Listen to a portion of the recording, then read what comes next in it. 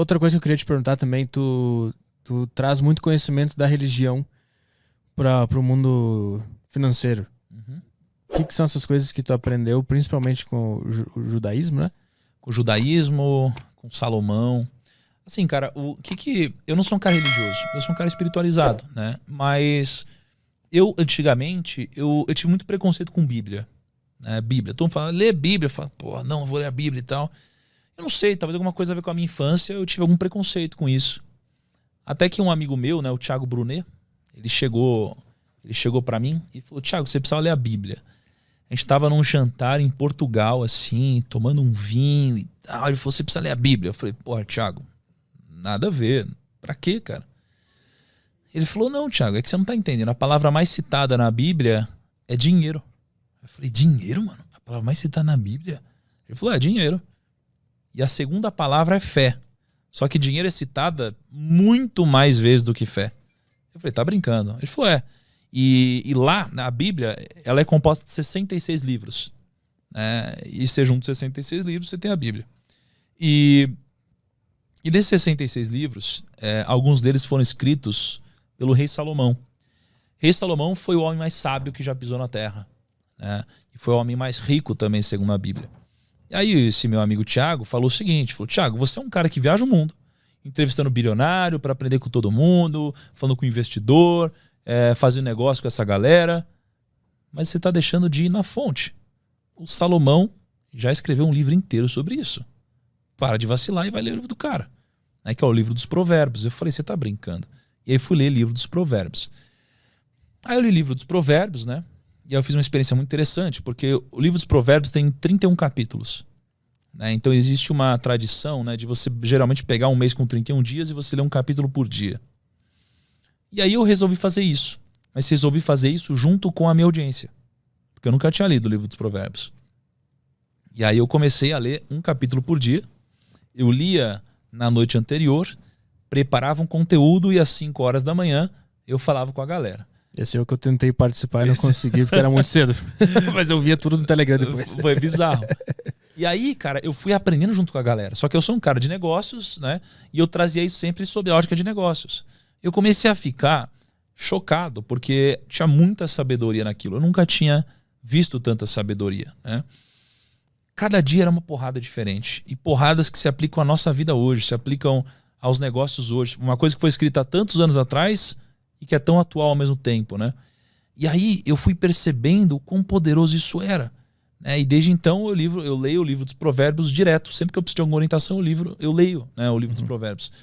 E aí eu comecei a entender que, porra, peraí, deve ter mais coisa aí. Né? Então passei por todo esse aprendizado de 31 dias, compartilhei com a audiência isso tudo. E aí eu entendi que, poxa, tem uma parada que fala que judeu é rico. Eu ia perguntar isso agora, exatamente agora. Tava aqui na minha cabeça. Todo mundo fala, judeu é rico, judeu é rico, judeu é rico. Aí eu falei, porra, judeu deve ser rico mesmo, porque a gente ouve isso, né?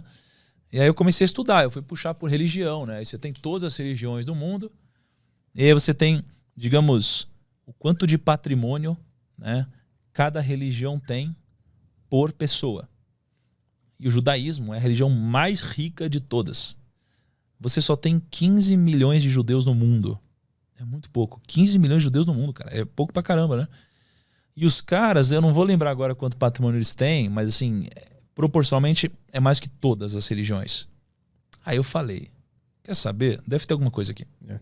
Pô, deve ter uma coisa, porque os caras são em menor número, os caras eles sobreviveram a tudo que a gente pode imaginar, desde o Holocausto até... Sempre foram expulsos de todos os lugares. Expulsos de todos os lugares. Os caras sempre criaram treta com eles, sempre teve de tudo, assim, e eles continuaram aí, né? Por quê? Deve ter alguma coisa. Eu comecei a investigar. E aí, geralmente, o que eu faço? Lembra que eu falei que eu te agradeci no começo porque eu aprendo ensinando? É por causa desse tipo de coisa, porque eu vou atrás de aprender.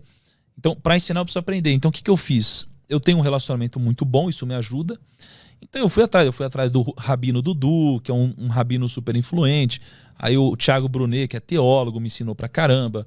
O Zuckerman, que veio aqui, ele é judeu, ele também contou várias histórias. Eu fui conversando com essa galera e eles me ensinaram muito sobre Talmud, sobre a Torá, né, sobre uma série de livros muito especiais para eles, né, e tradições deles. E aí eu descobri que o judeu, ele tem muitos princípios que ele respeita sobre o dinheiro, e isso torna eles muito ricos, né? Ricos, prósperos, abundantes. Mas talvez a coisa mais forte que eu veja é que na língua deles, né? Eles falam hebraico, né? Na língua deles, tem uma palavra chamada kesef. Kesef, ela tem 2 significados. É tipo manga. Manga pra gente é a manga fruta, é a manga de camisa, né? Pra eles, kesef tem 2 significados, mas existem 2 significados não por coincidência, é porque de fato tem um sentido. Kesef significa desejo e kesef significa dinheiro. Então essa única palavra representa essas 2 coisas. E na religião deles, você ter dinheiro, você ser próspero é algo divino, não é algo ruim. Então muitas religiões pregam que é ruim isso. Né? Ter dinheiro, que existe nobreza na pobreza e tudo isso. Ou às vezes o problema não é nem a religião, é como as pessoas divulgam isso, né? Que é o que eu tenho percebido que acontece mais. Então os judeus, eles veem muito valor nisso. E eles se ajudam. Né? Na língua deles não existe vida no singular. Existe vidas no plural só. Porque, segundo eles, não existe vida sem outra. Né? Não existe a minha vida sem a sua. Só existe vidas. Né? Então eles têm uma coisa muito forte de união. Eles têm uma coisa muito forte de princípios e respeito aos ritos. Eles enxergam o dinheiro como algo próspero. Eles têm algumas histórias interessantes, como por exemplo, eles não cobram juros um do outro. Né? Então, ou ao menos não cobravam, né, na história. E como eles foram expulsos de todos os lugares, eles aprenderam a lidar com tudo que eles pudessem colocar na mochila e fugir. Então eles começaram a trabalhar muito com ouro, com obras de arte, com todas essas coisas, né? E aí, como muitas religiões proibiam, né, você cobrar juros, os judeus, eles começaram a montar bancos. Então aqui no Brasil, os maiores bancos foram fundados por judeus, né? Os judeus, eles se ajudam, eles pagam estudo, eles valorizam muito a educação. Se você for ver o grau de educação dos judeus, é o grau mais alto de educação de todas as religiões. Então esse tipo de coisa acaba impactando no acúmulo de patrimônio, né? Então eu gosto muito disso, dos princípios milenares, porque o que se provou no tempo tem mais valor. É como assim, tênis, a gente está usando tênis agora. A gente já usa tênis há sei lá quantos anos, centenas, milênios, não sei. Então a chance é muito grande de a gente continuar usando tênis por muito tempo. Diferente de às vezes uma novidade que veio e que não se provou no tempo. Sim. Então a chance maior é que não continue existindo. Então como os judeus, eles há muito tempo são muito ricos, deve ter alguns princípios que se validaram no tempo, e eu quero saber quais são. Né? Então tem isso que eu falei e tem mais um monte. Né? E esse tipo de coisa é legal, esse tipo de estudo acho que mexe com sua cabeça e te ajuda a crescer. Tiago, conta a sua história com o Bitcoin, por favor. Você acredita que ele se tornará um novo ouro? E por último, qual foi sua reação quando o Tesla anunciou que comprou? Tá falando do Bitcoin? Cara, Tesla anunciou, né? Acho que comprou, não sei se foi 1,5 bi de dólar ou alguma coisa assim, foi bizarro, né? Mas a minha história com o Bitcoin foi assim. Eu sempre fui um cara muito... Eu sou bom em pegar as tendências quando elas começam, né? Mas no caso do Bitcoin, eu peguei quando começou a tendência. Foi 2012. 12? 14? 2014, eu tinha comprado o Bitcoin acho que a $200. $200, Bitcoin hoje deve estar na casa dos $50 mil. Assim, eu comprei a $200, cara, animal. Assim, ninguém falava de Bitcoin no Brasil. Eu comprei Bitcoin achando que era o futuro e tal. E aí eu comprei Bitcoin e ele não se mexia, cara. Hoje você vê, todo dia sobe não sei quanto, cai não sei quanto. Aí eu comprei lá e não se mexia, não se mexia, não se mexia. Eu comprei a $200 e o dólar era quase 2-1, ou seja, hoje é quase $50 mil e o dólar é quase 6-1, então é bizarramente mais alto. É como se naquela época eu tivesse pago R$1.000 e hoje o Bitcoin está $300 mil. Olha quanto, 300 vezes a multiplicação do meu patrimônio, né? O negócio é que eu acabei vendendo um mês depois ou uma semana depois e não participei de nenhuma alta dessas, né? Então, o meu maior investimento, ou um dos maiores investimentos foi não ter segurado o Bitcoin. O ponto também não foi muito uma questão de opção, né? Porque hoje eu tenho dinheiro para esperar, segurar. Naquela época não, eu estava começando a minha jornada, era mais complexa, né? Eu estava no hustling total ali. E quando eu vi que o Elon Musk comprou, Pô, eu achei animal, assim, eu achei demais. Eu acho que mais pessoas têm que, assim, pensa no nosso dinheiro, pensa no nosso papel, cara. Você olha pra eles e fala, aqui vale R$100. Por que vale R$100? Ah, vale R$100 porque a gente acha que vale. A gente acredita. Porque, porra, é fiduciário o negócio. Acho que a gente acha que vale R$100, pum. Aí você rasga e fala, meu Deus, você rasgou. Eu rasguei um papel. A gente acha que vale. Então, se todo mundo achar que o Bitcoin vale, a gente pode começar a usar Bitcoin. Então, eu queria muito que desse pra gente começar a usar Bitcoin. É que as pessoas olham pro Bitcoin muito sob uma ótica especulativa. Eu gostaria mais de olhar pro Bitcoin sob uma ótica de que ele pudesse ser, de fato, transacionado de uma maneira simples. Uma utilidade, né? Exatamente. Agora, será que eu acho que ele vai ser o próximo ouro? Ah, cara, ele talvez não vá ser, talvez ele já seja. Né? Ele tem características muito semelhantes, né? Eu entendo que talvez o Bitcoin não seja uma moeda, talvez ele seja uma commodity digital. Então talvez ele seja de fato o novo ouro. Mas o efeito Linde diz que quanto mais tempo algo existe, mais tempo isso tende a continuar existindo, né? O ouro já existe há muito tempo, desde lá de antigamente e tal. E o Bitcoin não. Então a gente tem que ver se essa é uma tendência que vai ficar. Não sabemos, espero que sim, mas não sabemos. Uma curiosidade interessante é que se você pegar todo o ouro do mundo, na história, desde quando o mundo foi criado, lá do Egito, tudo que a gente vê, junta todo o ouro no único lugar, daria só 3 piscinas olímpicas de ouro. No mundo inteiro. Cara. Só isso, só 3 piscinas olímpicas de ouro, cara. E por ano cresce mais ou menos 0,5%. A taxa de crescimento do ouro é mais ou menos 0,5%. Porque é o quanto eles conseguem produzir, de fato, de ouro. Né? Então, de fato, é muito escasso o ouro. Né? Assim como o Bitcoin tem essa característica também dos 21 milhões. Né? Mas, cara, eu sou otimista. Eu queria que, pô, desse... Já deu, né? Certo, na verdade, mas acho que ainda tem muito espaço para virar mainstream aí. Mas o Bitcoin, ele tem uma volatilidade tão grande porque ele é só baseado nessa fé das pessoas de acreditar que ele vale tanto, porque já que ele não é tão usado, ainda, eu acho que são poucos lugares onde tu pode pagar algo com Bitcoin. E por isso que ele tá sempre mudando. Cada semana alguém fala alguma coisa, o cara vai lá, investe, aí ele muda pra cacete, porque as pessoas acreditam, agora ele vai ser usado porque o Elon Musk comprou. É isso que faz ficar mexendo? Ah, cara, o que faz ficar mexendo é oferta e demanda, né? Então, você pensa assim, o pessoal, qual que é o que eu vejo, o maior motivo que faz as pessoas comprarem Bitcoin hoje? As pessoas falarem assim, porra, e se o Bitcoin subir mais e eu não participar dessa alta? É o FOMO, né? O Fear of Missing Out. E eles vão e compram o Bitcoin. Aí eles compram e sobe. Aí eles falam, caraca, acho que já subiu demais. Aí eles vendem. Ou então eles compram e aí cai. E eles falam, caraca, será que vai cair mais? Melhor eu vender? Então, esse tipo de pensamento misturado com gente falando, não, o Bitcoin vai ser aceito globalmente, com milhares de outras coisas, com o governo, com os Elon Musk comprando $1 bilhão e pouco e tal, acabam formando preço. E aí o negócio fica muito volátil. E aí o Taleb, que pô, é um gênio, né, nas finanças, ele disse que ele está fora do Bitcoin agora porque ele não acha factível que uma moeda oscile mais do que os bens que ela pode comprar, né? Então, pô, o preço do Bitcoin oscila mais do que o preço do pão de queijo, né? Tipo isso. Imagina se o real oscilasse desse jeito, pô, não daria para você ter alguma estabilidade aqui, né? Então, como moeda, o Taleb disse que o Bitcoin ele não está funcionando. Aí talvez como um ativo, uma reserva de valor, talvez sim. Né? Vamos esperar os próximos capítulos. Vai ser um tema muito interessante isso daí. Há poucos anos havia muita gente que tratava o Bitcoin, por exemplo, como pirâmide. Hoje vemos grandes fundos e investidores levando o assunto a sério. Como devemos nos portar frente a esse mundo das criptos? Legal. Cara, realmente, assim, muito, né, com pirâmide, porque como é algo desconhecido, até hoje as pessoas não entendem direito como funciona, as pessoas elas criam pirâmides em cima disso. Isso é uma pena. Agora, qual que é o filtro da pirâmide? Ganância, né? Lembra? Tô sendo ganancioso? Tô. Então é melhor não entrar. Não importa o que seja, e assim você já elimina as pirâmides. Mas como que eu devo enfrentar as criptomoedas, né? Eu entendo que ninguém sabe se as criptomoedas elas realmente terão um futuro brilhante. Eu acho que sim. Mas a gente não consegue precisar, é muito novo. A gente tem há 10 anos aí o negócio. Então, como que eu acho que a gente deve encarar a criptomoeda, né?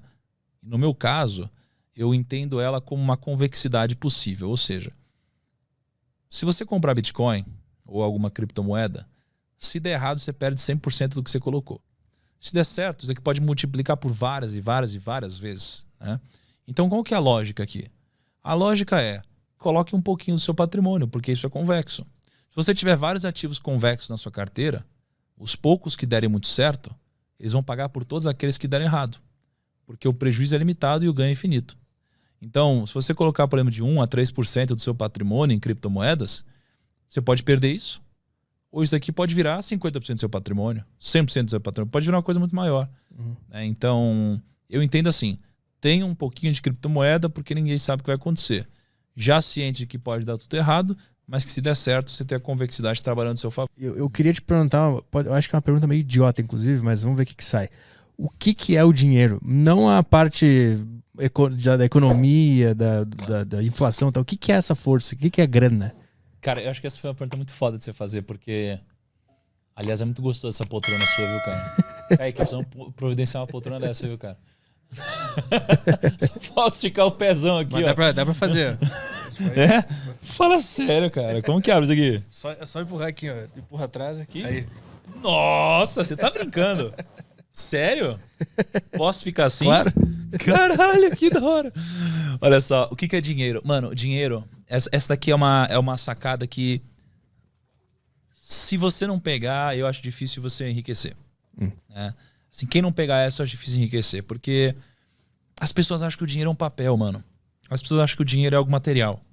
E ele não é. Eu vou te dar 2 versões disso. A primeira, eu vou contar a história de um rabino. Teve um rabino, o rabino ele é como se fosse uma espécie de um pastor, só que do judaísmo. E geralmente ele é conhecido por ser uma pessoa muito sábia. O judaísmo está muito ligado a dinheiro, né? Prosperidade. Eles olham para dinheiro como algo muito próspero, algo abundante, poderoso, né? Diferente de outras religiões. E aí, o rabino ele foi palestrar, né? E aí ele chegou lá no local da palestra, né? No bastidor. E a galera chegou para ele e falou: "E aí, rabino, tá animado para palestrar e tal, para falar pra galera? Tem mais de 1000 pessoas te esperando, tá bombando. Tá todo mundo falando sobre isso na cidade." E ele falou assim: "Cara, eu tô muito animado e tal, só que eu preciso de $10.000 pra palestrar." Aí os caras: "Pô, mas como assim, rabino? É de graça?" Ele falou: "Não, mas agora é $10.000 pra palestrar." Aí eles falam: "Meu, mas como assim?" Aí o rabino falou: "Pô, tô indo embora então." Ele falou: não, pelo amor de Deus, fica aí." Aí eles, cara, fizeram uma vaquinha lá entre eles, putos, porque não era esse combinado, deram $10.000 pra ele, em dinheiro. Aí o rabino botou $5.000 num bolso, $5.000 no outro, e foi palestrar. Ele deu uma palestra de 1 hora. E foi incrível. O pessoal pirou, assim, bateu palma, gritou, ficou maluco, curtiram demais, deram um puta feedback animal. O rabino chegou no bastidor, e aí os contratantes, entre aspas, parabenizaram ele, falando que coisa incrível que aconteceu. Cara, a galera pirou, ovacionou, que maluco. Ele falou: "É maluco mesmo. Toma aqui de volta os $10.000 de vocês." Eles falaram: "Pô, rabino, como assim? Eu não entendi, você tá devolvendo?" Ele falou: "Tô." "Não, por que você pediu então?" Aí ele falou assim: "É porque você não tem noção da diferença que faz palestrar com $10.000 no bolso." Né? Qual que é o insight disso? O insight é que o dinheiro é muito mais do que o papel. O dinheiro, ele é energia. O dinheiro, ele te faz, de fato, trabalhar de uma forma diferente, operar no outro ritmo, te dá confiança, ele mexe com você. Então o dinheiro é muito mais que o papel. Então essa é uma forma de você olhar para o dinheiro.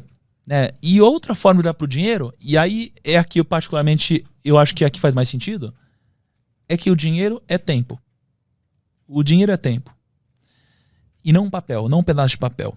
Né? E como que eu entendo isso? Né? Vamos pensar da seguinte forma. Imagina que você ganha R$3.000. Imagina que você gasta R$2.500 por mês. Então sobra R$500 por mês. Né? Aí imagina que você trabalha 250 horas por mês. Então você acaba ganhando R$2 por hora.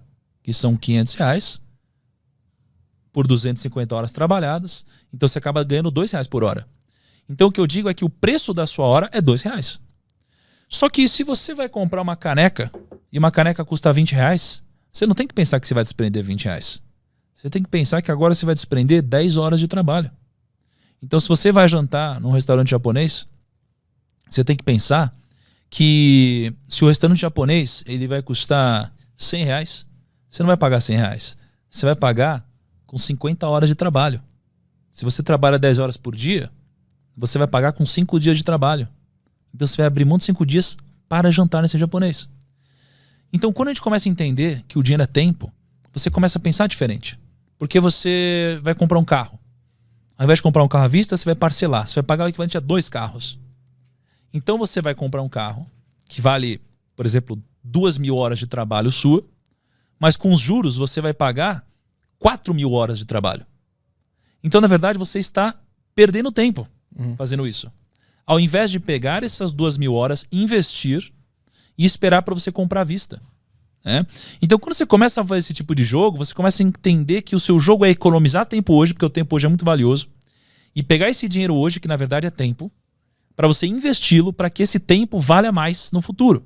Para que você abra mão de 1 hora hoje, mas que essa 1 hora valha 3, 4, 5 horas no futuro. Então o mundo do dinheiro, ele se trata de uma transação de tempo. Quanto mais tempo você economiza na vida das pessoas, mais tempo você ganha para você. Né? Então, quando a gente resolve um problema da internet, quando a gente resolve um problema da tecnologia, e a gente economiza tempo, as empresas ganham dinheiro, porque elas economizam tempo. E o tempo é o ativo mais valioso de todos, ele vale mais que qualquer coisa. Porque o tempo é o único ativo que não importa o que você faça, ele é escasso. E as pessoas, elas insistem em vender a sua hora. E elas vendem da forma errada. Porque as pessoas têm muitos sonhos na vida, e aí elas antecipam os sonhos delas. Então, ao invés de elas esperarem um pouco de tempo para pagarem 1.000 horas numa viagem, elas pagam 2.000 horas hoje para algo que vale 1.000 horas. E elas estão pagando o dobro só porque elas estão fazendo isso antes da hora. E elas se endividam. E elas vão ter que trabalhar mais ainda para poder pagar isso. E acaba entrando um efeito bola de neve. Logo, você fica sem tempo de vida. Por isso que chega no final da sua vida e você não tem liberdade. Porque você vendeu toda a sua liberdade muito barato e muito cedo. Esse é o jogo do dinheiro. E tu sempre tá comprometendo o teu tempo no futuro. Porque se tu parcela alguma coisa agora, ou se tu antecipa um sonho agora, tu comprometeu a tua vida daqui 2 anos. Porque tu não vai estar mais vivendo, tu vai estar usando aquele tempo para pagar aquele compromisso que tu... Perfeito, cara. E tem que inverter essa ordem.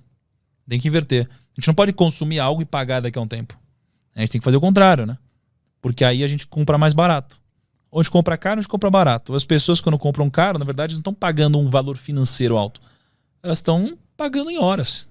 Então, quando a gente começa a entender isso, que, bom, o que é dinheiro? O dinheiro é tempo para mim. Aí você começa a ter outro ponto de vista sobre a vida e sobre o dinheiro.